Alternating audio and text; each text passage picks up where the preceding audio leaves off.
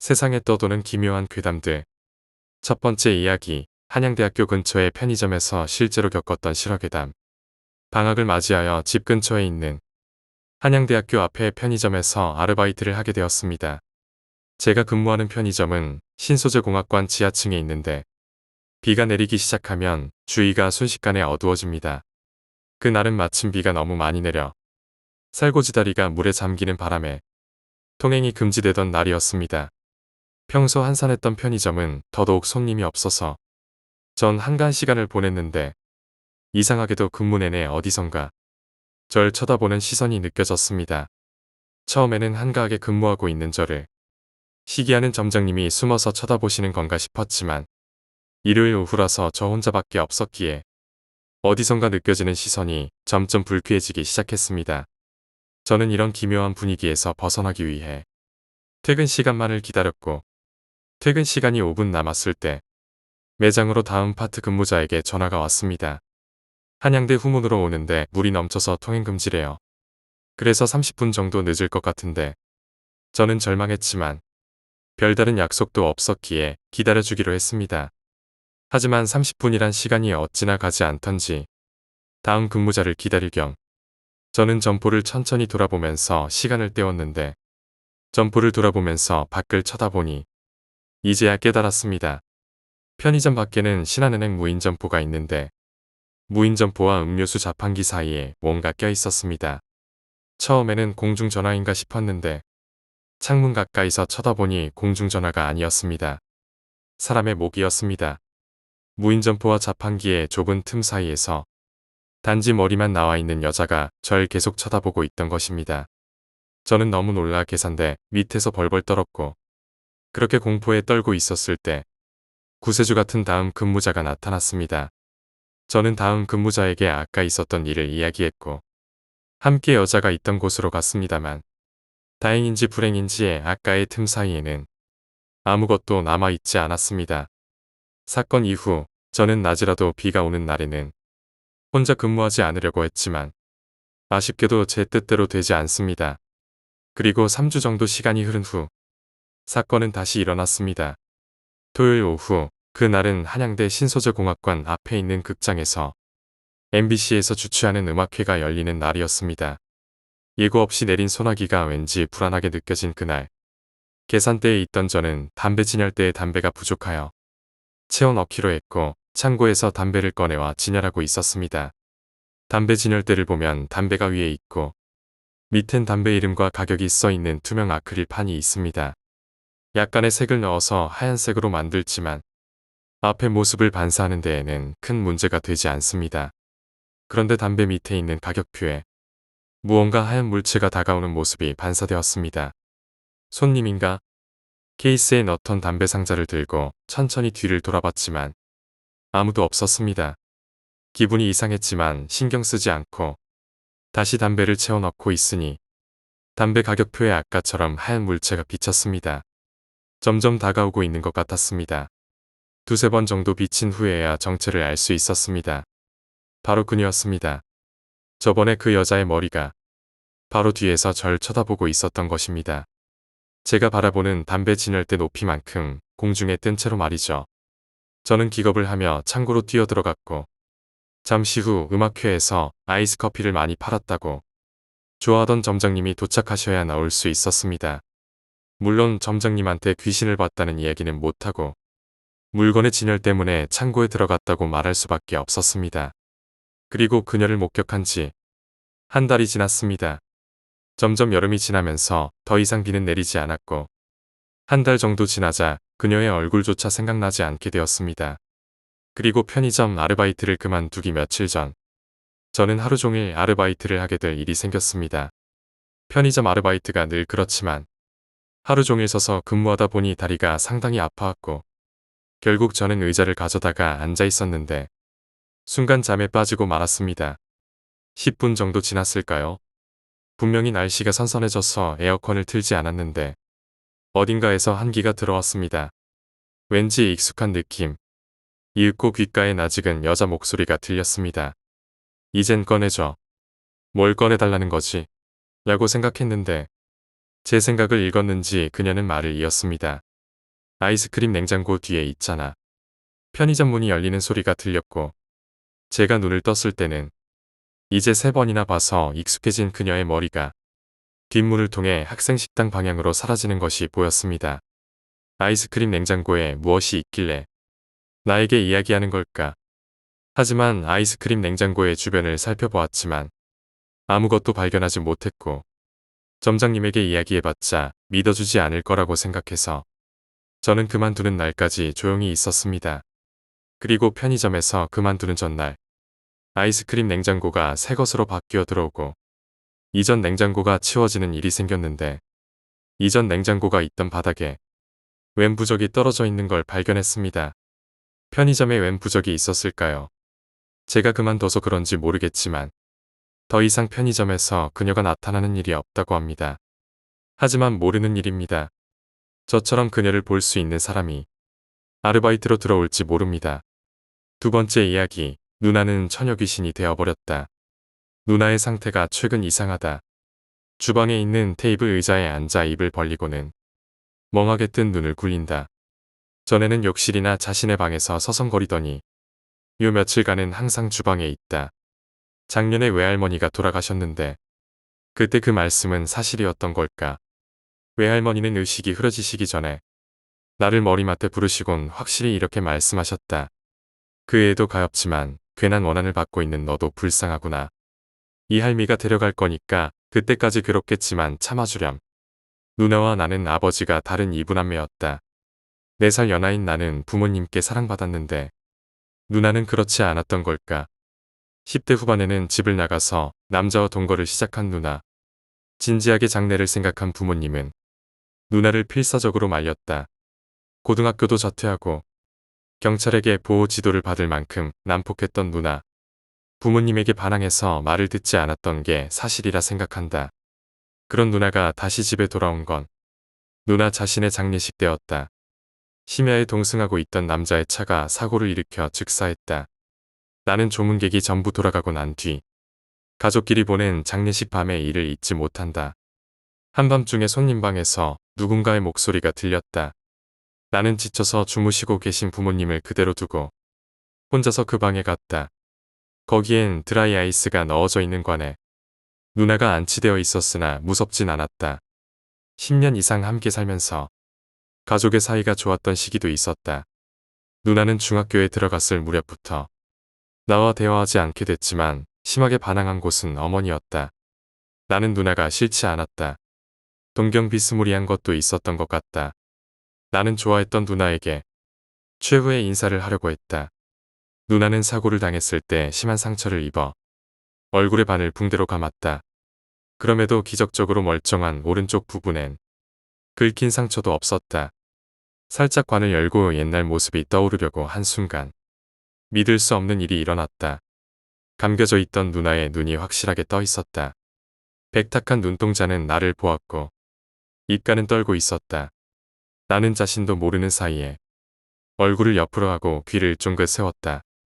누나가 살아있다는 그 기적을 확인하고 싶어서 말이다. 너도 데리고 갈 거야. 라고 저주의 말이 누나의 입으로부터 흘러나왔다. 나는 깜짝 놀라 뒷걸음질을 쳤고 조금 떨어진 곳에서 누나를 바라보았다.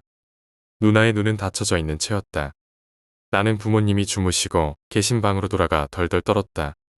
날이 밝고 마음이 진정되자 환각을 본 거라고 생각했다. 지금은 그게 환각이 아니었단 걸 알고 있다. 누나는 내 앞에 가끔 나타나 째려보기도 하고 슬프게 보기도 한다. 나에게 뭔가 말하고 싶지만 말을 붙일 수는 없는 것 같다. 그럼에도 불구하고 누나는 나를 만나고 싶어하는 것 같다는 생각을 하고 있었다. 역시 외할머니가 데려가시려고 하는 걸까? 누나의 모습이 점점 사라지는 걸 확인하고 나는 한밤중에 주방으로부터 벗어나려고 했다. 테이블에 의자를 정리하고 뒤를 돌아보자 거기에 외할머니가 계셨다. 지금 당장 이 집에서 도망가거라. 외할머니는 나에게 그렇게 말씀하셨다. 그 애는 너를 데리고 갈 셈이야. 내가 놀라서 굳어있는 동안 마지막으로 이렇게 말씀하셨다. 미안하구나. 그 애를 화나게 한 것 같아. 세 번째 이야기, 흉가체험 괴담. 수능 준비로 지친 고3 여름 어느 날 어디론가 도피하고 싶은 마음에 해수욕장은 못 가더라도 어딘가는 가봐야 되지 않겠냐는 생각이 들었습니다. 하지만 고3이라서 돈도 시간도 없었기에 특별한 경험이라도 해보자는 생각으로 동네 뒷산에 있는 흉가의 친구들과 가기로 했습니다. 주변 분위기는 음침하거니와 마을 사람들도 쉬쉬하던 흉가라 밤이 되면 모두들 흉가 주변으로 다니지 않았습니다. 지금 생각하면 정말 무슨 생각으로 갔을까 싶지만 당시에는 좋은 생각이라며 친구들과 나름대로 피서갈 준비를 했습니다. 어느 정도 준비를 하고 저는 친한 친구 2명과 흉가로 갔습니다. 흉가에 가니 굉장히 무서웠지만 흉가를 돌아다녀도 결국 기대하던 건 나오지 않아 긴장을 풀고 친구들과 캔맥주를 마셨습니다. 그러다 그만 잠이 들었습니다. 시간이 얼마나 지났을까요? 뭔가 부스럭거리는 소리에 잠에 깼습니다. 소리는 건너편에 있는 부엌에서 나는 소리 같았습니다. 계속 들리는 소리. 저희를 제외한 아무도 없을 거라고 생각한 흉가에 누군가 있다고 생각하니 갑자기 무서워졌습니다. 저는 자고 있는 친구들을 깨웠고 친구들 역시 들려오는 소리에 잔뜩 겁을 먹었습니다. 그래도 3명이 있으니 귀신이라도 잡을 수 있겠지라는 근거 없는 용기가 생겨났고 조금씩 부엌으로 다가갔습니다. 부엌 문을 열었습니다. 아무것도 보이지 않는 곳에서 어디선가 부스럭거리는 소리는 계속됐습니다. 랜턴으로 부엌을 비췄는데도 아무것도 없었습니다. 하지만 여전히 들려오는 소리. 다른 방인가 싶어서 뒤돌아서려는데 부엌 구석을 비친 랜턴에 너덜너덜한 치맛자락이 보였습니다. 떨리는 손으로 불빛을 조금씩 옮겨가자 저희 눈에 들어옵건 너덜너덜한 소복을 입고 회색빛 긴 머리카락을 늘어뜨린 채 저희가 가져온 쌀을 먹고 있는 여자였습니다. 저희가 일제히 비명을 질러대자 그제서야 저희 쪽으로 고개를 돌리는데 입은 비정상적으로 찢어져 있고 코는 문드러진 채로 없는 데다가 눈은 새하얀 흰자만 부릅뜨고 있었습니다. 저희는 너무 놀라 정신없이 흉가에서 빠져나왔습니다. 그리고 며칠 뒤 다시 일상으로 돌아와 수능 준비를 하고 있었습니다. 그날은 거실에서 어머니께서 TV를 보고 계셨고 저는 제 방에서 공부하고 있었는데 갑자기 어머니가 들어오셨습니다. 네 방이 왜 이렇게 시끄럽니? 라고 어머니가 물으셨지만 제 방은 조용했기에 아니라고 답했습니다. 어머니께선 겸연쩍은 표정으로 다시 거실에 가셨는데 얼마 지나지 않아 다시 들어오시더니 네 방이 너무 시끄럽다고 화를 내시는 겁니다. 그래서 전 공부만 하고 있었다고 해명하자 어머니께서 이상하다는 듯이 말씀하셨습니다. 왜 방에서 자꾸 여자 웃음소리가 들리니? 처음에는 TV 소리인가 싶었는데 소리도 줄여도 제 방에서 깔깔거리는 여자의 웃음소리가 나더랍니다. 하지만 이상한 일은 그뿐이 아니었습니다. 다음 날 저녁 역시 제 방에서 공부를 하고 있는데 밤 늦게 일을 마치고 오시는 어머니께서 방문을 벌컥 열고 들어오셨습니다. 너 뭐하는 년이야? 어머니는 방 안에 들어오시자마자 갑자기 소리를 지르셨습니다. 전 무슨 일인가 싶어 영문도 모른 채 어머니의 흥분을 가라앉혀드렸고 자초지정을 물었습니다. 어머니가 집에 들어오시는데 제 방 창문을 보니 스탠드 불빛에 비친 창문에 웬 여자가 제 뒤에 서 있더랍니다. 분명 제 방에 저 혼자였는데 불현듯 며칠 전에 흉가에서 겪은 일이 생각났고 어머니께 자초지정을 이야기했습니다. 그러자 어머니께선 며칠 전부터 강아지가 너만 보면 짖는 게 이상하셨다며 내일 당장 절에 다녀오자고 하셨습니다. 물론 수험 중에 흉가는 왜 가냐고 혼났습니다. 다음 날 저는 어머니와 자주 가는 절에 가서 주지스님께 부적을 몇 장 받았습니다. 부적을 받자마자 집에 왔는데 이상하게도 초롱이가 보이지 않았습니다. 식구들이 외출하고 오면 언제나 반갑게 마중 나왔었는데 읽고 부적을 붙이려고 제 방에 들어섰는데 초롱이가 죽어 있었습니다. 초롱이는 제가 흉가 갈 때 입었던 티셔츠에 목이 둘둘 말린 채로 죽어 있었습니다. 분명 그 옷은 옷장에 넣어두었던 건데 그러고 보니 초롱이가 제 방의 옷장을 보고 짖었던 게 생각났습니다. 저는 방에 부엌을 붙이고 얼른 티셔츠를 불태웠습니다. 다행히도 그날 이후로 이상한 일은 일어나지 않았고 저는 장난으로도 흉가 같은 곳에 얼씬도 하지 않게 되었습니다. 네 번째 이야기, 남이 입던 옷은 항상 조심해라. 친구는 옷에 관심이 많아서 중고 옷을 자주 사곤 했습니다. 자취방 천정에 설치한 봉에는 마치 세탁소처럼 옷들이 가지런히 옷걸이에 매달려 있었습니다. 어느 날 친구는 중고로 원피스를 샀습니다. 유명한 드레스 마니아가 직접 디자인했다는 원피스였는데 어렵게 낙찰받았다고 아주 좋아했습니다. 그날 밤 원피스를 옷걸이에 걸어놓고 이리저리 살펴보던 친구는 만족스러운 표정으로 잠자리에 들었습니다. 불을 끄고 잠이 든 순간 옷이 떨어졌습니다.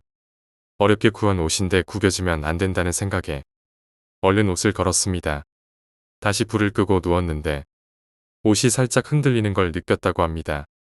창문으로 바람이 새나 보다 싶어 집주인을 탓하며 잠들었다고 합니다. 그러다가 문득 잠에서 깼는데 친구는 그대로 기절할 정도로 놀랐다고 합니다. 창문이 닫힌 방 안에서 원피스가 혼자 미친 듯이 흔들리고 있었던 것입니다. 바람이 분다면 다른 옷도 흔들려야 하는데 그 옷만 미친 듯이 흔들리고 있었던 것입니다. 친구는 바로 집에서 나와 근처에 사는 저에게 왔습니다. 솔직히 친구 이야기가 믿겨지지는 않겠지만 괜시리 그런 이야기를 들으니 저도 무서워졌고 결국 남자 동기들까지 불러 5명이서 친구 집에 다시 가봤습니다만 저희들이 갔을 때는 그 옷은 얌전히 옷걸이에 걸려 있었습니다. 친구는 결국 옷을 한 번도 입어보지 않고 기분이 나쁘다는 이유로 버렸습니다. 재활용 수거함에 갖다 버렸다는데 혹시 주워간 사람이 나쁜 일을 겪진 않았을지 약간 걱정이 된다고 합니다. 5번째 이야기, 밤에 누군가 방문했다. 10여 년 전 아주머니께선 다른 곳에서 미용실을 하셨답니다. 미용실을 시작한 지 얼마 안 된 어느 날 밤 누군가 미용실 문을 쾅쾅하고 두드려대더랍니다. 한참 자고 있는 터라 무시하려고 했는데 계속 두드려대니 안 나가 볼 수가 없었답니다. 부스스 일어나 미용실 문으로 나가보니 젊은 여자가 등에 아이를 업고 계속 문을 두드리면서 말했답니다. 아주머니, 저 어디 가야 하는데 머리 좀 해주세요. 아주머니는 한밤중에 무슨 머리일까? 의아하게 생각하며 문을 열어주었는데 여자가 들어오는 걸 보고 그대로 기절하셨다고 합니다. 아주머니는 아침에 식구들이 깨워줘서 겨우 일어나셨는데 어젯밤에 본 여자가 너무 끔찍해서 도저히 잊을 수가 없었다고 합니다. 밤에 본 그 여자의 머리는 엄청 헝클어져 있었고 머리 뒤를 보니 뒤통수가 움푹 파인 뇌가 보였기 때문입니다. 나중에 손님들에게 이야기를 들어 알게 되었는데 실은 동네 근처에서 큰 인명피해가 난 사고가 있어서 그때 사고사 한 혼령들이 종종 마을에 나타나곤 한답니다. 6번째 이야기, 죽어가는 환자. 2 환자가 있었다. 2 사람은 한 병실을 쓰고 있었는데 둘 다 거동이 불편했고 투병 생활은 가망도 없는 삭막한 나날들이었다. 답답하고 적막한 병실 생활과 서서히 다가오는 죽음의 공포는 견디기 어려웠다. 2 환자 중에 한 환자는 자리가 창가 쪽에 있었다. 그 환자는 항상 창 바깥을 바라보고 그에 대한 이야기를 다른 환자에게 해주었다. 바깥의 아름다운 경치를 묘사해 주었고 여러 가지 거리에서 벌어지는 일들을 다른 환자에게 알려주었다. 항상 병실에 누워 있을 뿐인 이들에게 이것은 하루하루 매우 소중한 것이었다. 어느새 환자들은 이것이야말로 투병 생활의 낙이라고 생각하게 되었다. 그런데 문득 반대편에 있던 환자는 자기가 2 눈으로 직접 경치를 보고 싶다는 생각을 하게 되었다. 이렇게 죽어가는 얼마 안 되는 시간 동안 그 경치를 자기도 생생하게 즐기고 싶다는 생각이 든 것이다. 어차피 죽을 인생이라고 생각하니 마지막 단 한 가지의 욕망에 대한 집착은 점점 더 커졌다. 마침내 걷잡을 수 없는 욕심과 광기에 휩싸여 그는 거의 이성을 잃고 말았고 꼭 창밖 경치를 보고 싶다는 집착 때문에 이를 저지르기로 했다. 그 환자는 창가의 환자가 꼭 먹어야 하는 약을 기회를 봐서 몰래 숨겼고 결국 창가의 환자는 죽어버리고 말았다. 죽은 환자가 실려나가자 반대편에 있던 환자는 빈 자리로 옮겨달라고 했다. 드디어 자기가 창가 자리를 차지하게 된 것이다. 그는 떨리는 마음으로 항상 다른 사람의 묘사를 통해서만 보던 경치를 보고자 창문의 커튼을 열어보았다. 그런데 커튼을 열어보니 창문 바로 앞은 거대한 벽돌벽으로 막혀 있을 뿐 아무것도 없었다. 7번째 이야기, 아이 엄마. 아기가 태어난 지 얼마 지나지 않아 갑자기 남편이 죽어버리는 바람에 한 여자가 어렵게 살고 있었다. 그녀는 생계를 꾸릴 방법이 마땅치 않았으므로 항상 아기를 업고 다니면서 주로 구걸이나 아기를 업고 할 수 있는 날품팔이를 하며 목숨을 이어가고 있었다. 그러던 중 이 여자에게 흑심을 품은 한 남자가 여자에게 수작을 걸기 위해 한 가지 장난을 쳤다. 남자는 여자에게 깊은 밤 선앙당에 가보면 귀신이 나온다고 하는데 과연 어떤지 몹시 궁금하다고 했다. 그러면서 여자에게 오늘 밤 자정에 선앙당에 갔다 오고 그 이야기를 해주면 엽전 10냥을 주겠다고 했다. 여자는 무서웠지만 엽전 10냥이면 당분간은 양식을 살 수 있었으므로 남자의 제안에 응했다. 물론 남자는 귀신으로 변장하고 선앙당에 숨어서 기다리면서 여자를 놀래킨 뒤에 어떻게 사연을 엮어가려고 하고 있었다. 여자는 그날 밤 만약을 대비하여 낫을 하나 챙겨서 손에 들고 오기를 나섰다. 여자는 무서움을 달래기 위해 10냥 벌러 가자라고 계속 말하며 씩씩하게 선앙당으로 갔다. 그런데 선앙당에서 사람 같은 것이 불쑥 튀어나왔고 여자는 혼비백산하여 정신없이 도망쳤다. 여자는 매우 빠르게 멀리까지 도망쳤는데도 도망치는 와중에 뒤에서 무엇인가가 다가와 머리채를 잡아 당기는 것 같았다. 여자는 비명을 지르며 정신없이 뒤를 향해 낫을 휘둘렀다. 한참을 도망친 끝에 숨을 돌린 여자는 뒤를 돌아보고 그만 혼자라고 말았다. 업고 있던 아기의 머리가 낫으로 잘려나가고 없었던 것이다. 등 뒤에서 머리채를 잡은 것은 다름 아닌 업고 있던 아기였다. 8번째 이야기, 미술실의 여자 귀신. 학교의 미술실에는 자정이 되면 여자 귀신이 나온다는 소문이 돌았다. 평소에 귀신 이야기를 비아냥거리곤 했던 한 선생님이 학생들이 그 소문을 이야기하는 것을 듣고 역시나 비웃었다. 자진해서 미술실에서 밤새도록 있으면서 귀신이 나오는지 안 나오는지 보겠다고 큰 소리를 쳤다. 숙직하는 날이 되어 선생님은 미술실에 들어갔다. 비웃으며 큰 소리를 쳤지만 막상 밤이 깊어오자 조금씩 무서워지기 시작했다. 선생님은 음악을 들으며 무서움을 달랬다. 선생님은 이런저런 상상과 생각을 잊기 위해 신나는 음악에 맞추어 거울 속에 비친 자기 모습을 보면서 정신없이 춤을 추었다. 이렇게 해서 무사히 밤을 보낸 선생님은 다음날 자랑스럽게 어젯밤에 있었던 일을 이야기했다. 귀신 따위는 없었다라고 했다. 그런데 그 이야기를 듣던 학생 하나가 겁에 질려 얼굴이 하얗게 변하며 말했다. 선생님, 미술실에는 거울이 없는데요. 9번째 이야기, 연쇄살인마. 한 여자가 어느 폭풍우 몰아치는 밤 혼자 자동차를 운전하여 외단 도로를 달리고 있었다. 여자는 그날따라 왠지 무서운 느낌이 들었다. 더욱 최근에 여자 운전자를 습격하는 연쇄살인마가 있다는 뉴스가 들려오기도 해서 더욱 찝찝했다. 여자는 혼자서 노래를 흥얼거리기도 하고 애써 다른 생각을 해보려고 했지만 불길한 느낌을 떨쳐버리기 어려웠다. 그렇게 길을 가다가 어느 인적 없는 길가에서 여자는 외딴 주유소를 발견했다. 마침 자동차는 연료가 다 해가고 있어서 여자는 주유소에 차를 세웠다. 여자는 차에 기름을 가득 채워달라고 했다. 주유소 주인은 말없이 차에 기름을 채워주었는데 표정과 눈빛이 좀 이상했다.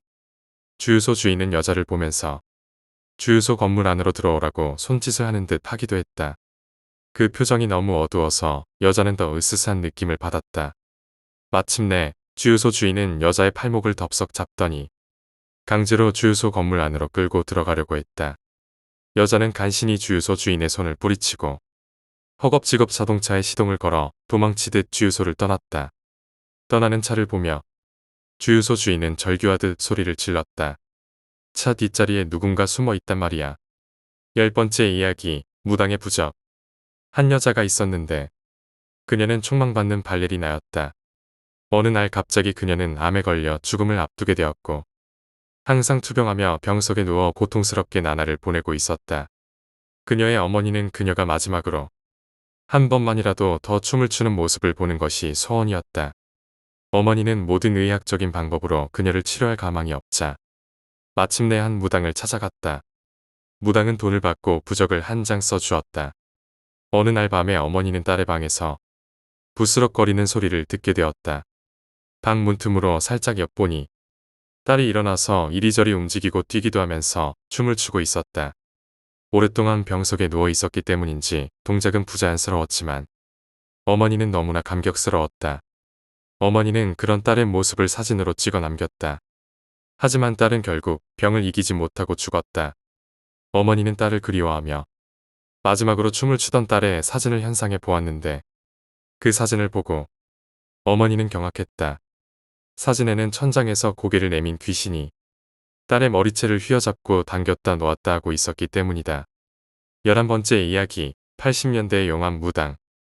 80년대 말경에 제가 친구에게 들은 이야기로 꽤 오랜 시간 동안 무서운 이야기로 기억에 남아있는 것입니다. 어느 중학교에 한 학생이 있었는데 나름대로 열심히 노력하고는 있었지만 원하는 고등학교에 갈 수 있는 입시 성적을 이룰 수가 없었다.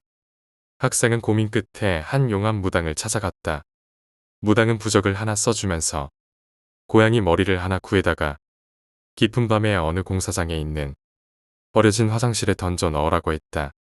다만 고양이 머리를 던지면서 결코 화장실에 불을 켜지 말고 화장실에 뭐가 있는지 봐서는 안 된다고 했다.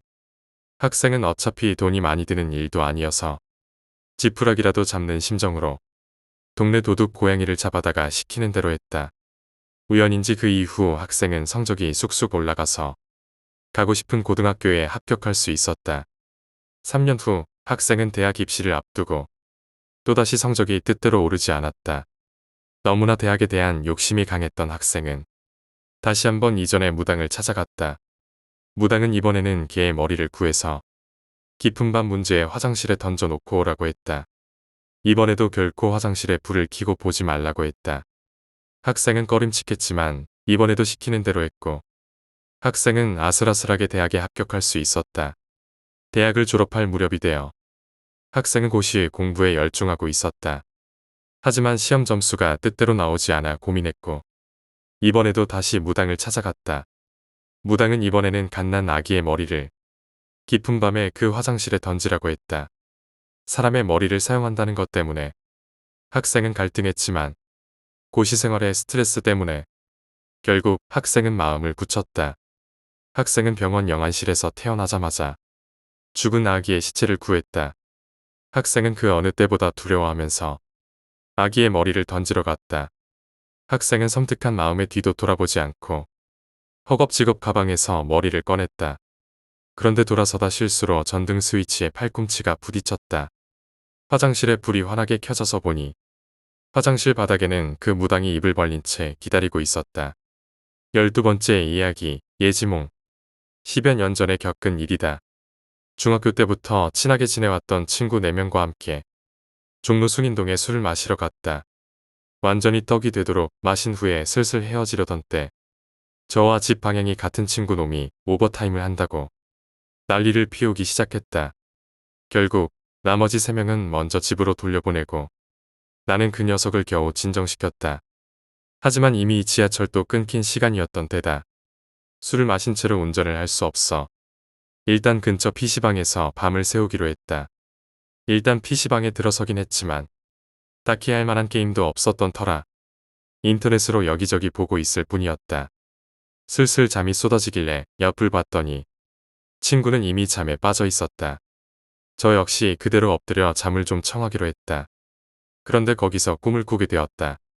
어두운 주택가에서 아까 먼저 보냈던 친구 중 한 놈이 택시를 타고 가고 있는데 뒤에서 검은 자동차 하나가 계속 따라오는 것이다. 그리고 친구가 택시에서 내리자마자 그 검은 차에서 사람이 내리더니 친구를 납치하듯 태워서 끌고 가는 것이다.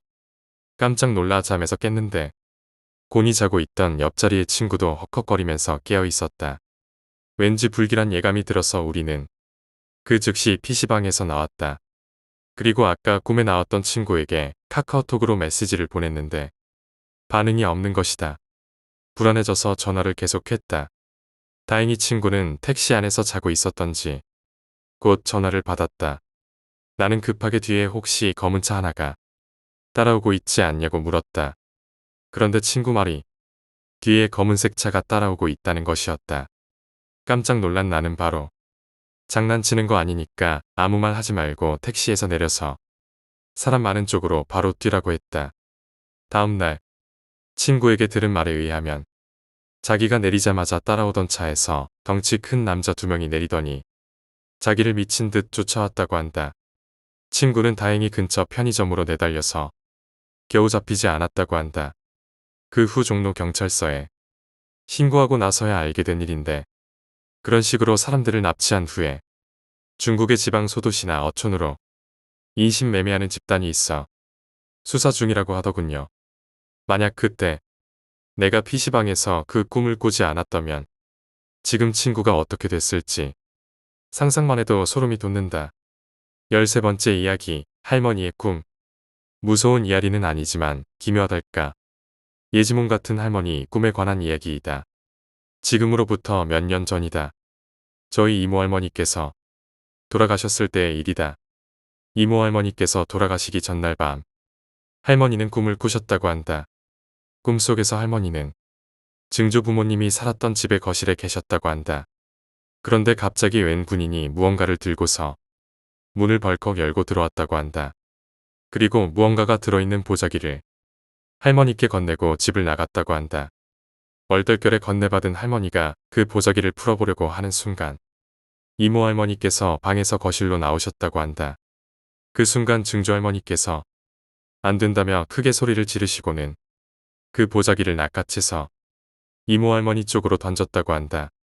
이모 할머니는 순간적으로 그 보자기를 받아들었는데 갑자기 마당 쪽에서 웬 호랑이가 나타나서 이모 할머니를 물고 도망쳤고 곧 엄청난 비명이 들려왔다고 한다.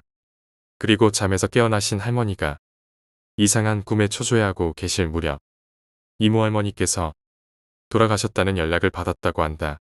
꿈으로 보았을 때는 증조 할머니가 할머니를 살려주신 것 같지만 그렇다면 왜 이모 할머니께 그 보자기를 던진 것인지 모르겠다. 그 보자기가 무엇인지 그것을 가져온 군인이 누구인지도 알 수 없다. 만약 그 보자기를 계속 할머니가 가지고 계셨더라면 상을 치르게 된 사람은 바뀌었을지도 모르겠다. 14번째 이야기, 시체 유기. M이라는 남자가 체험한 이야기이다. MC는 학교를 마치고 매일 밤 학원에 다니고 있었다. 시간대는 밤 8시부터 9시 30분까지였다. 학원은 집에서 자전거로 15분 정도의 위치에 있었다.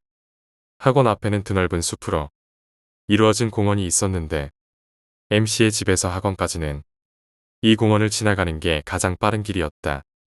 그날 학원을 마치고 집으로 가는 길에 자전거를 타고 공원을 지나가고 있었는데 갑자기 작은 벌레가 MC의 오른쪽 눈에 들어갔다. 순간적인 상황에 벌레를 쫓으려고 하다가 핸들을 잡고 있던 손을 놓쳐버려서 산책로에 있던 벤치와 충돌하고 말았다. 당연히 자전거에서 떨어진 MC. 떨어지면서 다리를 다친 것 같아서 어쩔 수 없이 자전거를 끌고 가기로 했다. 몇 분 후에 공중 화장실이 보이기 시작했고 MC는 공중 화장실을 향해 걸어갔다. 공중 화장실 앞에는 수도꼭지가 있었고 MC는 물이 필요했다. 떨어질 때는 어두워서 잘 보이지 않았지만 등불 아래에서 다리를 보면 생각했던 것보다 출혈이 심하고 피부가 벗겨져 안쪽에 속살이 보이고 있었다. MC는 수도꼭지에서 물을 틀어 상처가 난 부위에 물을 뿌려서 피와 먼지를 씻어냈다. 다시 자전거를 타고 돌아가려는데 갑자기 배가 아파서 공중 화장실 안으로 들어갔다. 화장실 안은 한쪽 벽에 매직펜이나 볼펜으로 낙서가 심하게 되어 있어 많이 더러웠다. 다행히 비대로 된 서양식이었던 것이 유일한 희망이었다. 몇 분 후 볼일을 마친 MC가 화장지를 잡으려고 손을 내밀었을 때였다. 휴지가 없다. 휴지심만 남아있을 뿐이다. 예비용 물티슈도 가방에 있었는데 그 가방도 자전거 바구니 안에 있었다. 사람이 있는지 불러본다. 하지만 아무도 오지 않는다. 어쩔 수 없이 비데의 버튼을 눌렀다. 비위생적으로 보였기 때문에 쓰기 싫었지만 어쩔 수 없이 사용하기로 했다. 물이 나올 기미가 없었다. 비데의 노즐이 있는 부분을 들여다봤다. 빨갛고 걸쭉한 것이 소음과 함께 노즐에서 뻐끔뻐끔 쏟아져 나오고 있었다. 그리고 새빨갛게 변기를 물들여갔다. MC는 재빨리 비데 버튼을 눌렀다. 소음이 사라지고 주변은 정적에 휩싸였다. 우선 이 새빨간 이물질을 빨리 내려보내고 싶었다. MC는 물 내리는 버튼을 눌렀다. 흘러가지 않았다. 변기가 막혀 있는지 천천히 물이 올라왔다. 색도 일반적인 물의 색깔이 아니라 빨간색이었다. 결국 변기와 수면까지 거리가 2cm 정도 되는 지점에서 멈췄다. MC는 잠시 생각하다가 사람을 불러서 도움을 받기로 했다.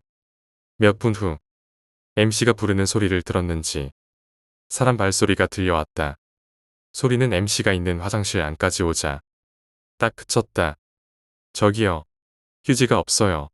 괜찮다면 다른 곳에서 가져다 주실래요? 라고 말했지만 대답이 없다.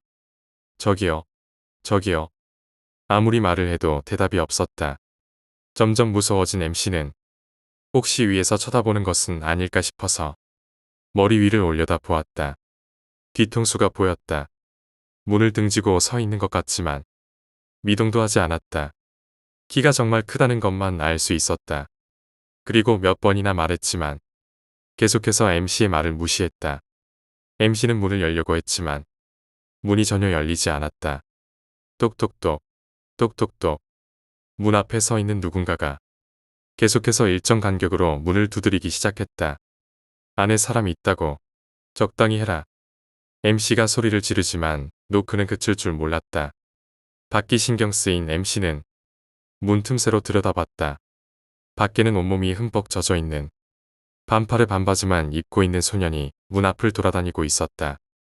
MC의 시선을 알아챘는지 소년이 딱 멈추더니 MC가 있는 화장실을 향해 다가왔다. 더 이상 보면 안 된다고 생각했지만 몸이 말을 듣지 않았다. MC의 시선 앞에 소년이 멈춰섰다. 온몸이 흠뻑 젖은 상태. 게다가 젤리처럼 변색된 흰색 피부. 썩고 있는 것인지 악취가 코를 찌른다. 소년이 자신의 오른팔을 우두두 긁어대기 시작했다. 흰색 젤리 피부는 순식간에 벗겨져 나갔고 하얀 뼈가 보이기 시작했다. 온몸이 가려운 듯 신체 곳곳을 긁기 시작했다. 마지막으로 머리를 긁기 시작하자 머리카락과 함께 두피가 떨어져 나갔다. 보기에도 끔찍한 소년의 모습에 MC는 지금 당장이라도 도망치고 싶었지만 몸이 말을 듣지 않았다. 소년은 MC가 있는 화장실 안으로 더 가까이 다가오기 시작했다. 결국에 MC의 바로 눈앞까지 와서 문 틈새로 MC를 바라보았다. 노릇하고 탁한 눈알. 살아있는 인간의 것이라고는 생각되지 않는 눈알. 소년은 기분 나쁘게 웃더니 뒷주머니에서 뭔가를 꺼냈다. 10cm 정도의 철사. 소년은 철사를 문틈으로 집어넣었다. 그리고 틈새로 들여다보는 MC의 눈알에 철사를 있는 힘껏 밀어넣었다. 철사 끝이 MC의 눈알을 뚫었다. 이상하게 통증은 없었지만 분명히 이물질이 눈알을 통과한 느낌이 들었다. 소년이 기쁜 듯 웃고 있는데 갑자기 새까만 검은 장갑을 끼고 있던 거대한 손이 소년의 머리를 움켜쥐기 시작했다. 그리고 어느 순간부터 노크 소리는 그치고 있었다. 그리고 다음 순간 소년의 머리가 반으로 뜯겨져 나갔고 소년의 몸은 바닥으로 떨어져 나갔다. 검은색 코트를 입은 누군가가 바닥에 앉아서 소년의 시체를 먹기 시작했다. MC의 시선을 깨달았는지 입 한가득 소년의 시체를 쑤셔넣고 나머지 부분을 문틈에 빽빽히 붙이기 시작했다. 문틈으로 하염없이 흘러내리는 젤리 같은 이물질. 거기서 MC의 기억은 끊어졌다.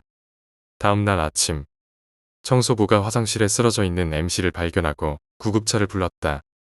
MC의 눈에는 화장실 벽에서 튀어나온 철사가 박혀 있었다. 오른쪽 눈은 실명되었고 지금은 의안이 들어있다. 그날의 일이 꿈이었는지 현실이었는지는 모르겠다.